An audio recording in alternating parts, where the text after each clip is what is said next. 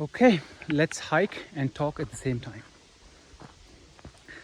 थोड़ा पहाड़ों पे चढ़ते हैं और बातें करते हुए चलते हैं। धीरे धीरे बातें करेंगे और धीरे धीरे चढ़ेंगे। हम सब के मन में कभी न कभी ये ख्याल आता है कि यार जब मरना ही है तो कुछ करने का क्या फ़ायदा। क्या फ़ायदा कुछ करके जब सब कुछ ख़त्म हो ही जाना है। सारे इंसान जिनको हम जानते हैं वो मर ही जाएंगे, हम भी मर ही जाएंगे। और कुछ हमने परिवर्तन ला भी दिया तो वो भी ख़त्म ही हो जाएगा ना। लोगों के साथ उनकी लाइफ का परिवर्तन भी ख़त्म।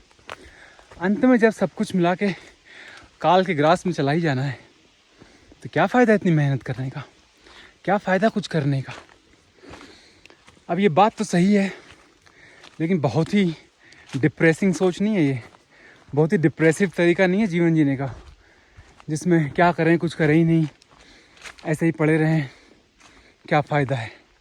ये जो आपकी सोच है वो सही है, लेकिन एक ही पहलू से, एक ही दृष्टिकोण से। मैं आपको आज देने वाला हूँ 3-4 नए दृष्टिकोण, उनसे सोचिए। फिर आपको एक पर्सनल कहानी भी सुनाऊँगा। तो हो सकता है कि वीडियो थोड़ा लंबा हो, इसलिए आप ध्यान से सुनिए। वैसे भी आपको पता है कि इस चैनल में एंटरटेनमेंट वाले वीडियो नहीं होते हैं, ज्ञान की बातें होती हैं। तो अगर ज्ञान की बातें ग्रहण करनी है तो ध्यान से सुनो।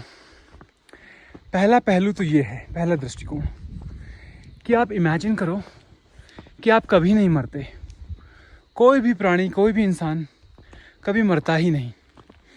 तो क्या तब आप ये नहीं कहते कि क्या फ़ायदा है कुछ भी करने का जब कभी मरना ही नहीं है। तो वही लॉजिक आप यहाँ भी यूज़ कर लेते। जब हमको यहीं रहना है, कुछ ख़त्म ही नहीं होना है, तो कुछ करने का फ़ायदा क्या है। और जो हमारी काम को टालने की आदत है, आज काम कल, एक हमारे कहावत है, एक अच्छी कहावत थी, वो थी काल करे सो आज कर, आज करे सो अब, पल में प्रलय होएगी, बहुरी करेगा कब।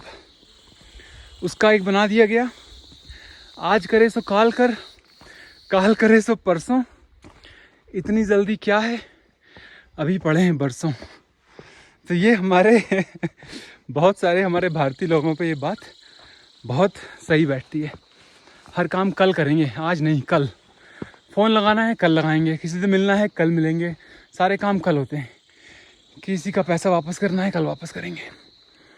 तो सोचो, अगर आप कभी मरते ही नहीं, जीवन निरंतर चलता ही रहता, तो जो आपका लेवल ऑफ प्रोक्रेस्टिनेशन है, काम को टालने की जो आपकी आदत है, आप अभी तो काम टाल देते हो अगले हफ्ते के लिए, अगले महीने के लिए, अगले साल के लिए। तब तो आप 100 साल के लिए टाल दोगे काम, 200 साल के लिए काम टालोगे। जल्दी क्या है, पूरी शताब्दी गुजर जाने देते हैं, फिर करेंगे। समझ रहे हो बात को। तो जो आपकी नश्वरता है कि आप मर जाओगे, वैसे भी शरीर मरता है, आत्मा नहीं मरती है। अगर आप शरीर से आइडेंटिफाई करते हो तो उसी का विलय हो जाता है। जो चीज़ें ग्रोथ करती हैं, जुड़ती हैं, उन्हीं का विघटन होता है। तो आपकी बॉडी जो है, ह्यूमन एक्सपीरियंस जो है, वो तो ख़त्म होगा, लेकिन आपकी आत्मा अजर अमर है। लेकिन आत्मा से तो आपका कोई कनेक्शन है नहीं, सिर्फ शरीर का डर रहता है, शरीर का भय रहता है, शरीर की आकांक्षाएं रहती हैं। तो उस पहलू से अगर आप देखोगे ना, तो जो नश्वरता है वो एक कर्स नहीं है, वो एक आपके ऊपर श्राप नहीं है, वो एक वरदान है। ये नश्वरता ही आपको मोटिवेशन देती है। यही नश्वरता आपकी लाइफ को मीनिंग देती है, पर्पस देती है। कि जब आप अपने किसी प्यारे को स्पर्श करते हो, उसके शरीर के छोटे छोटे हिस्सों पर ध्यान देते हो, क्योंकि आपको पता है कि वो हिस्से बदल जाएंगे, वो इंसान की बॉडी चेंज हो जाएगी।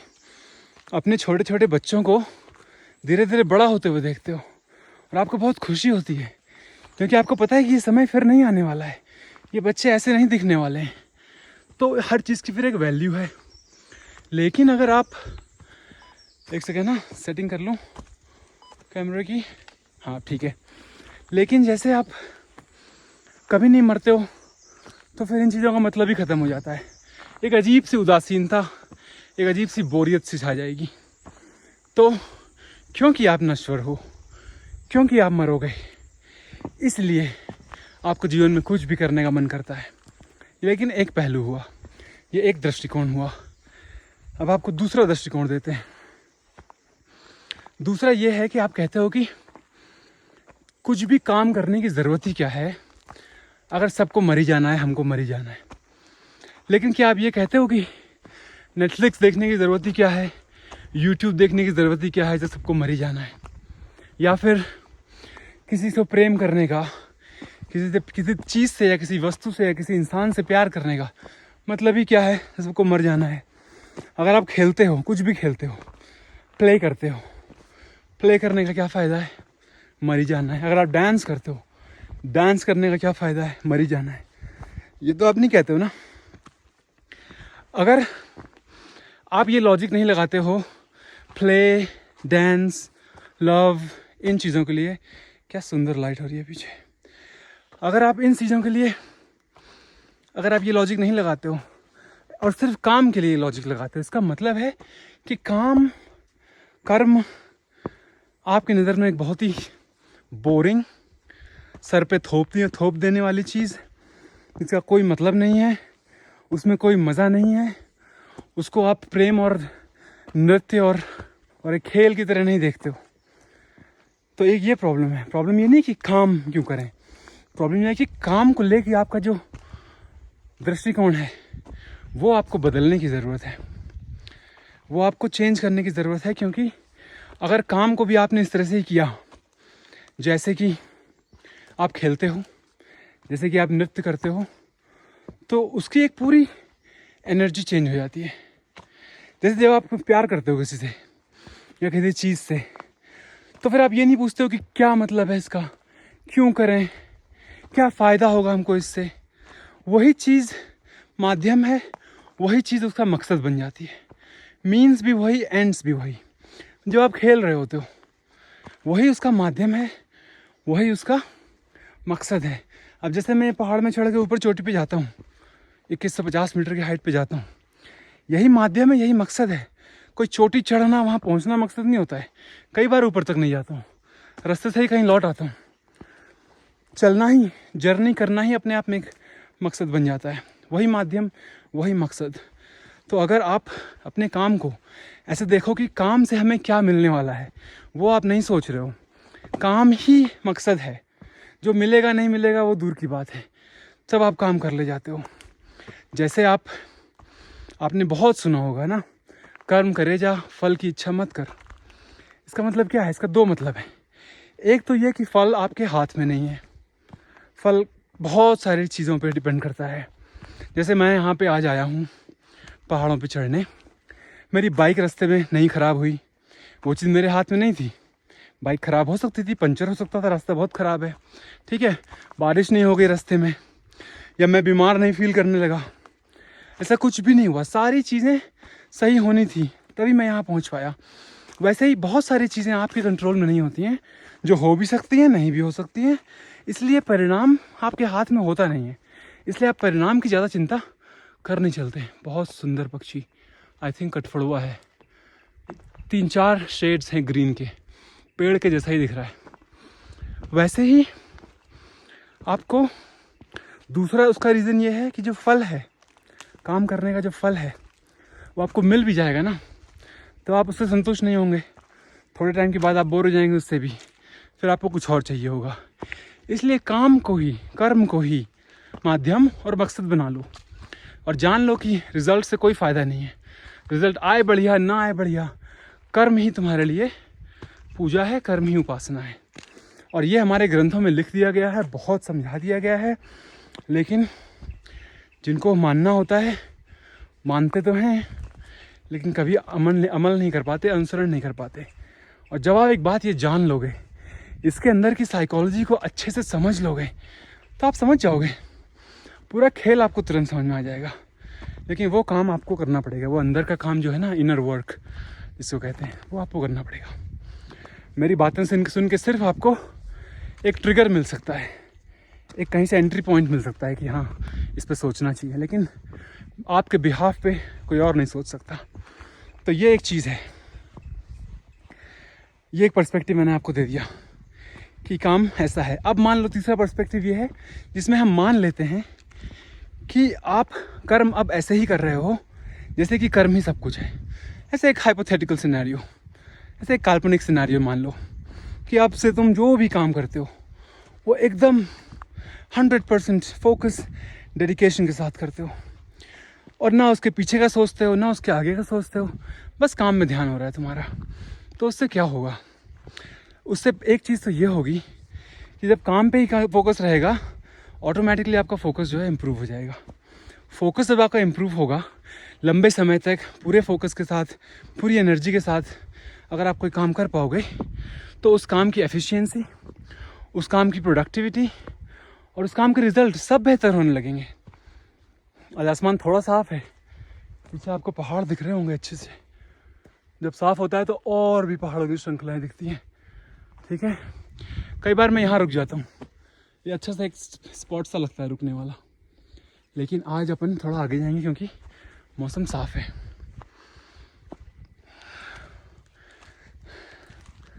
रिलैक्स रहो, आराम से बातें करेंगे आज, जल्दबाजी में कोई नहीं। ठीक है, बहुत सारा कंटेंट कंज्यूम कर लेना, फॉलो कुछ नहीं कर पाना। पॉइंट क्या है? धीरे धीरे इस पॉइंट पे मेरे फ़ोन पे 12 मिनट दिखा रहा है। आप बताइए कौन कौन जुड़ा हुआ है। अभी पॉज करिए और लिखिए कि मैं अभी भी सुन रहा हूँ, क्योंकि एक कंसिस्टेंट स्लो रिदम बननी चाहिए लाइफ में और फिर वो कभी रुकनी नहीं चाहिए। भागो पूरी ताकत से आज, फिर इंजरी कर लो 1 महीना घर पे, उससे कोई फ़ायदा नहीं है। तो ये पर्सपेक्टिव क्या है? एक तो आपका फोकस बढ़ेगा, चीज़ों की क्वालिटी इंप्रूव होगा, फिर काम की क्वालिटी, एफिशिएंसी, प्रोडक्टिविटी सब इंप्रूव हो जाएगी। करके तो कभी देखो ऐसा। और दूसरा और बहुत ही सटल चीज़ एक होती है, जब आप काम पूरे फोकस के साथ कर रहे होते हो उसके परिणाम की और लोग क्या कहेंगे उसकी चिंता किए बिना, तो क्या होता है ना, आप उस काम में डूब जाते हो। जब आप उस काम में डूब जाते हो तो आपका मैं खो जाता है। ये हमेशा दिमाग में बना रहना कि मैं काम कर रहा हूँ और मेरे द्वारा ये काम हो रहा है, ये नहीं रहेगा। सिर्फ काम ही रहेगा, काम के अलावा कुछ और रहेगा ही नहीं, सिर्फ काम चल रहा होता है। तो जब आप अपने आप से, ये जो हमारा पर्सनैलिटी है ना, शरीर, मन, दिमाग, इच्छाएं, thoughts, desires, worries, anxiety, depression, ये सब चला जाता है उस टाइम के लिए। एकदम सिमिलर टू ध्यान लगाना या फिर गहरी नींद सोना। अच्छा ध्यान लग जाए जिस दिन और बढ़िया नींद आ जाए जिस दिन, सुबह उठ के क्या होता है या फिर ध्यान के बाद क्या होता है? शांति महसूस होती है, सुख महसूस होता है। क्यों महसूस होता है? क्योंकि आप अपने बारे में पागलों की तरह नहीं सोच रहे हो, आप अपने ही उधेड़-बुन में नहीं फंसे हुए हो। आप नॉर्मली अपने काम में फोकस कर रहे हो, या आप सिर्फ सो रहे हो, या ध्यान के समय आप किसी एक बिंदु पे आपका ध्यान लगा हुआ है, उस पे हो। तो जब जब खुद से छुटकारा मिलता है तब तब खुद को जान पाते हो, मतलब तब तब खुद से टच में आते हो। खुद मतलब ये जो हम मानते हैं हमारा खुद है, हमारा मैं है, शरीर, नाम, हमारी नेशनैलिटी, हमारा जेंडर, हमारी एज, हमारी औकात, हमारे अचीवमेंट्स एंड ऑल दैट, वो सब चला जाता है। और जो हम हैं अंदर से, एक सरल सिंपल आत्मा जो हमेशा पीछे की तरफ शांति से बैठी हुई है, उसके ऊपर उल चीज़ें हो रही हैं, वो पीछे आपका वेट कर रही है। हर चीज़ की प्राथमिकता ही वही है, हर चीज़ में पहले वही है, उससे आपका टच हो जाता है। तो काम करते समय भी, तभी तो कर्म ही पूजा है कहा गया है, कर्म ही उपासना इसलिए कहा गया है, क्योंकि जब आप उस स्टेट में पहुंच जाते हो तो आप एक फ्लो स्टेट में पहुंच जाते हो। और ना कि आपके काम की क्वालिटी इंप्रूव हुई, बल्कि आपके स्किल्स, आपकी लर्निंग एबिलिटीज़, आपका फोकस इंप्रूव हुआ और आपको सुख और शांति का अनुभव हुआ। सोच सकते हो आप, ध्यान से सोचो, जहाँ बातें गहरी लगें पॉज करो, चिंतन मनन करो, फिर आगे बढ़ो। तुम्हारे हाथ में तो है, कभी भी मेरे को पॉज कर सकते हो। ठीक है, तो ये आपको 2 फायदे होंगे इस काम को ऐसे फोकस करने से। अब मैं आपको एक अपनी कहानी सुनाता हूँ, मेरी पर्सनल कहानी, और मुझे ऐसा लगता है कि आप बहुत अच्छे से रिलेट करोगे इससे। जब मैं अपनी 20s में था, जब मुझे रियलाइज़ हुआ कि ओ शिट, एक दिन मर जाएंगे यार। पता तो होता ही है बचपन से ही, रिश्तेदार मर रहे होते हैं, दादा दादी मर रहे होते हैं, पर ज़रूरी नहीं कि ऐसा अंदर से फीलिंग आए। बट एक टाइम आता है वो फीलिंग आ ही जाती है कि भाई ये जो अनुभव है इंसान के जीवन का जो अनुभव है, ये अनुभव मिट जाना है, ख़त्म हो जाना है। तो फिर इस जीवन को कैसे जीना है, ये सवाल, ये प्रश्न खड़ा होता है कि सब कुछ ख़त्म हो जाएगा तो कैसे जिएं जीवन को।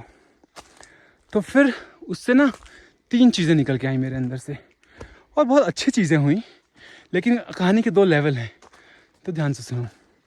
पहली चीज़ ये निकल के आई कि भाई कभी भी मर सकता हूँ, और ऐसी फीलिंग आ गई कि मुझे ऐसा लगता है कि मैं 30 साल का नहीं हो पाऊँगा, मैं उसके पहले ही मर जाऊँगा।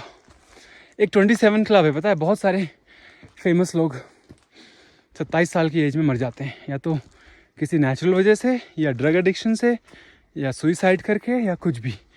तो मुझे पता नहीं ऐसा क्यों लगा बचपन में, मतलब अर्ली 20s में, कि फेमस हूँ ना हूँ मर ज़रूर जाऊँगा मैं 27 की एज में। लेकिन नहीं मरा, फिर 30 का हो गया तब भी नहीं मरा। लेकिन वो बात थोड़ी देर में, ये बात अंदर आ गई कि कभी भी मर सकता हूँ, तो फिर इसका मतलब है कि अब मैं आज के लिए जीऊँगा, कल मैं मर सकता हूँ, आज ही आज है जो है, और मैं आज के लिए ही जीने लगा, एकदम फ्री स्टाइल, हिप्पी स्टाइल मैं आज के लिए जीने लगा। उससे मुझे फ़ायदा भी ये हुआ कि समाज के जितने भी नियम हैं, काम कैसे होना चाहिए, क्या होना चाहिए, मुझे उससे कोई फ़र्क नहीं पड़ता। मैं बस अपने दिन के लिए जी रहा था, और बहुत अच्छी ज़िंदगी जी रहा था। और दूसरी चीज़ क्या हुई कि मैं कभी भी कल के लिए, अगले महीने के लिए, अगले साल के लिए, 5 साल के लिए प्लानिंग ही नहीं कर पाया, हुई नहीं। कुछ भी सोचता कि यार आगे जाके क्या करेंगे, तो ये लगता है कि आगे ज़िंदा ही नहीं रहेंगे, तो पॉइंट क्या है कुछ भी ऐसा डीप करने का। अब देखो, कोई भी अगर स्किल्स में आपको मास्टरी करनी है तो आपको 5 से 10 साल देने पड़ते हैं अच्छे से कोई चीज़ सीखने के लिए। अब 5 से 10 साल में तो हम मर जाने वाले हैं, या कभी भी मर सकते हैं। तो फिर कोई स्किल्स में भी इतना फोकस नहीं किया, हालांकि वर्तमान में रहने से कैपेसिटी इंप्रूव हो गई थी, तो चीज़ें, लाइफ अच्छी चल रही थी, चीज़ें जल्दी सीख रहे थे, लेकिन कुछ ऐसा बड़ा सीखने की कभी कोशिश ही नहीं करी कि पॉइंट क्या है। कभी टुमारो के लिए, कल के लिए कुछ प्लानिंग नहीं करी, है ना। तो ये दोनों चीज़ें हुई, और फिर यही दोनों चीज़ें हुई एक्चुअली। और फिर क्या हुआ, फिर मैं 30 साल का हो गया, और मुझे रियलाइज़ हुआ कि यार अपन तो मर नहीं रहे हैं, और अगर ऐसे ही जीते रहे तो फिर बुढ़ापे में क्या होगा, बुढ़ापे में कौन मेरी सेवा करेगा, बुढ़ापे के लिए पैसे कहाँ से आएंगे, और ऐसे कौन से स्किल्स होंगे बूढ़ी उम्र में कि कोई मुझे नौकरी देगा या काम देगा। तो फिर सिर्फ आज के लिए जीने वाली फ़िलॉसफी वैसे तो आज काम कर रही है, लेकिन ये सस्टेनेबल नहीं लग रही है, पूरी ज़िंदगी इससे चल पाएगी अच्छे से, उसमें मुझे डाउट हुआ है।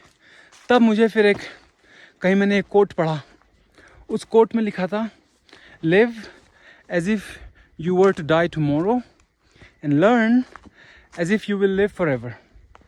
जियो ऐसे कि जैसे कल ही मर जाओगे, लेकिन पीछे नज़ारा देखते रहो, लेकिन चीज़ें सीखो ऐसे जैसे कि जियोगे हमेशा ज़िंदगी भर के लिए। और मैंने शायद उस कोट को गलत पढ़ लिया, मैंने पढ़ा live as if you were to die tomorrow, live as if you were to live for ever.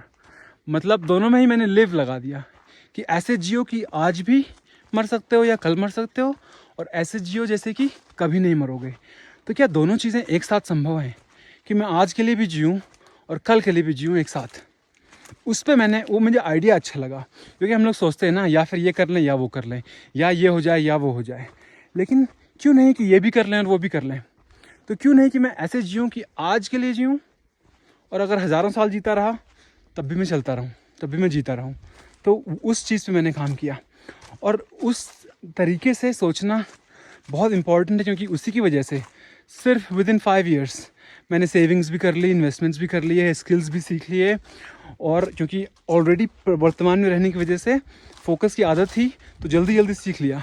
तो उस पहलू को जोड़ने से कि हम प्रैक्टिकली सोच सकते हैं ज़िंदगी के बारे में आगे, और जिए तो ठीक, नहीं जिए तो ठीक, हमको क्योंकि काम में मज़ा आने लगा है। पुराने जो दृष्टिकोण मैंने बताए अभी 2-3, उनको सबको ऐड करोगे ना, तो ये बात मेरी समझ में आएगी कि हम कर सकते हैं, हम जी सकते हैं ऐसे। और उससे मुझे ऐसा लगा कि मेरी लाइफ और इम्प्रूव हो गई, लाइफ की क्वालिटी इम्प्रूव हो गई। तो ये मेरी आपको सलाहें हैं, और अंत में आपसे मैं यही कहूँगा, एक बार और नज़ारा दिखा देता हूँ। मेरी तो आँखें ही नहीं भरती हैं इनको देखने से, कितना ही सुंदर।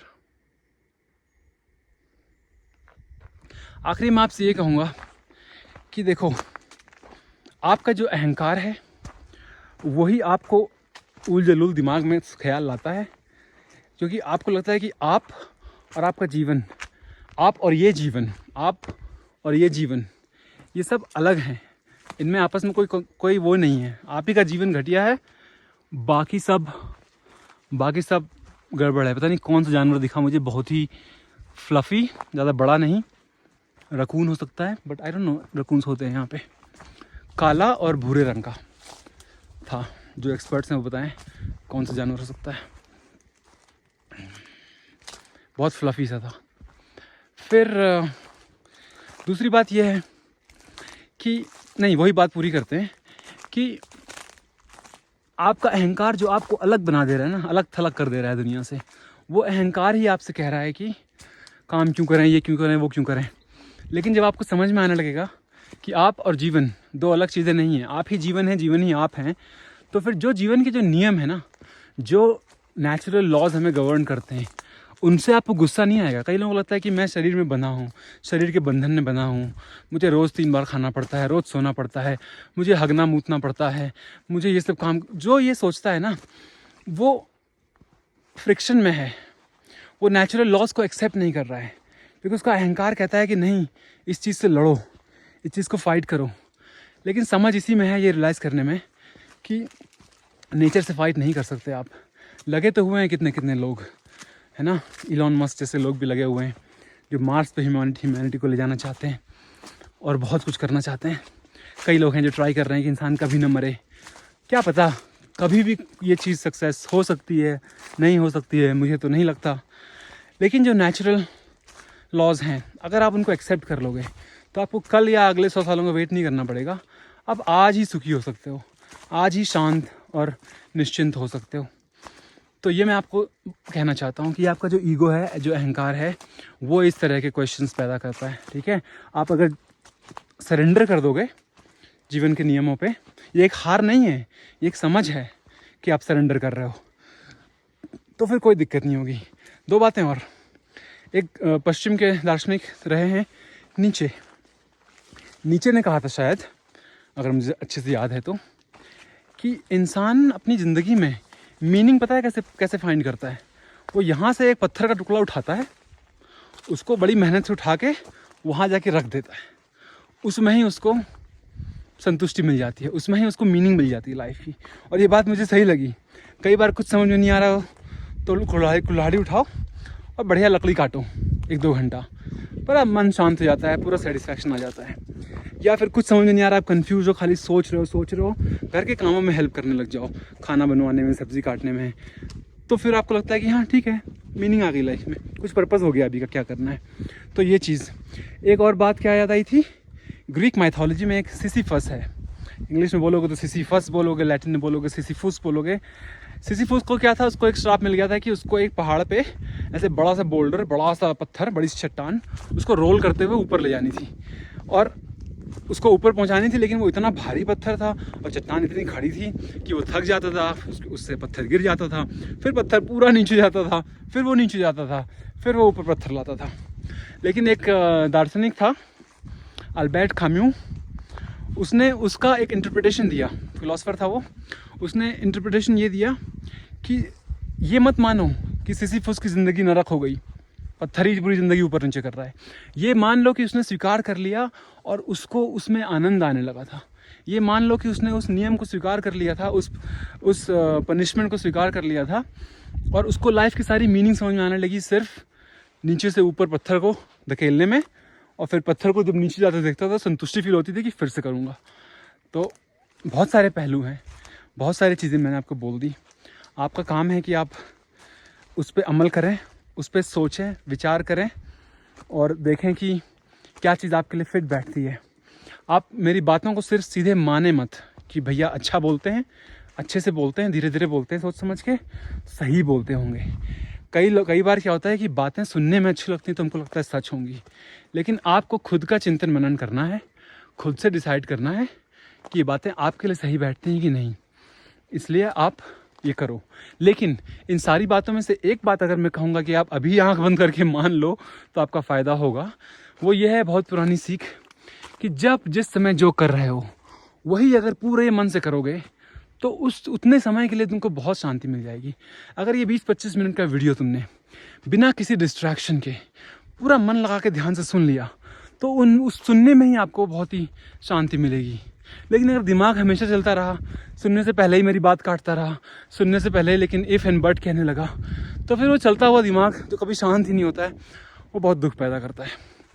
इसलिए आप ये बात मान लो कि कोई भी काम जो है पूरे फोकस के साथ करो, पूरी एनर्जी के साथ करो, फिर देखना भले ही आप रिजल्ट की चिंता ना कर रहे हो, रिजल्ट आपके फेवरेबल ही हो जाते हैं। जैसे भगवान का शुक्र है या भगवान का शनि और सोम और मंगल बुध सब है कि जो मैं चाहता हूँ जीवन में वो मुझे मिल ही जाता है। टच वुड, इससे नज़र नहीं लगती कहते हैं। तो जो मैं चाहता हूँ लाइफ में हो ही जाता है। सिर्फ सोचने से नहीं होता है, मैं मेहनत पूरी करता हूँ लेकिन मैं विश्वास के साथ मेहनत करता हूँ और मैं ज़्यादा डाउट्स को और बाकी सबको मैं सीरियसली लेता ही नहीं हूँ। तो उसको सिर्फ करने से चीज़ें हो जाती हैं। तो ये मैं आपको सलाह दूँगा। बहुत ही सुंदर लाइट है और मैं आपको यहीं पे अलविदा कहूँगा। धन्यवाद। सुनते रहिए और शेयर करिए अपने मित्रों से, अच्छे मित्र बनाइए, शेयर करिए, कमेंट करिए, लाइक करिए, सिर्फ सुनिए मत, सब्सक्राइब भी करिए ताकि बहुत लोगों तक ये बातें पहुँचें और मुझे इस काम को करने में भी लगातार एक मोटिवेशन मिलती रहे। ठीक है? Okay. I am considering making another live this Sunday, so may be if you have questions, first of all let me know in the comments. इस संडे लाइव करना चाहिए पिछले संडे की तरह, तो इस संडे भी लाइव करेंगे। अगर 20 लोगों ने कह दिया, आज कौन सा डेट है, वेंसडे है, आज ही अपलोड करूँगा। अगर 20 लोगों ने सैटरडे तक कह दिया कि लाइव करिए तो फिर करूँगा। ओके, चलो बाय बाय।